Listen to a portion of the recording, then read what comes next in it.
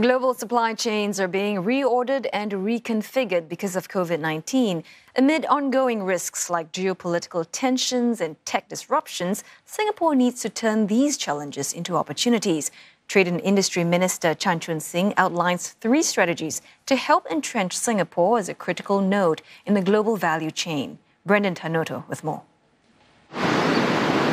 Consistent legal and policy frameworks, progressive rules for new business models to thrive, and a mix of local and global talent help Singapore stand out on the global stage as a safe harbour for capital, talent and ideas in an uncertain world.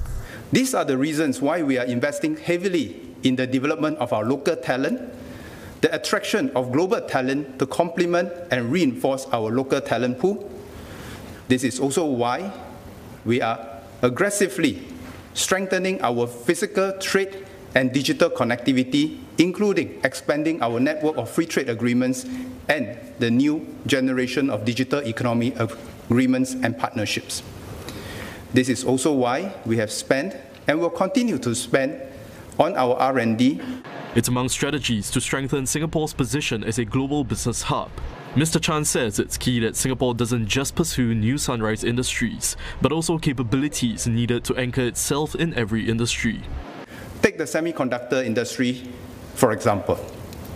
How much we produce and how much global market share we command now may not be the most important question over the long term.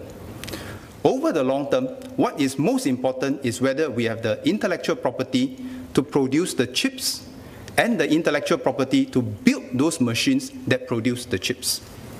And moving further upstream, do we have the talent and talent networks to continuously innovate, to improve our processes and quality control so that global companies will want to site their operations in Singapore and create better jobs for our people? To this end, Mr. Chan says Singapore must be mindful not to jeopardize its hard-won reputation for openness. We have here a deep and wide collection of global and local companies. This allows the companies located here to compete as an ecosystem. In turn, our ecosystem attracts more companies to situate themselves here to take advantage of the superior network and the dense ecosystem. Now, this is a virtuous cycle that was hard-fought and hard-won. We must not lose this.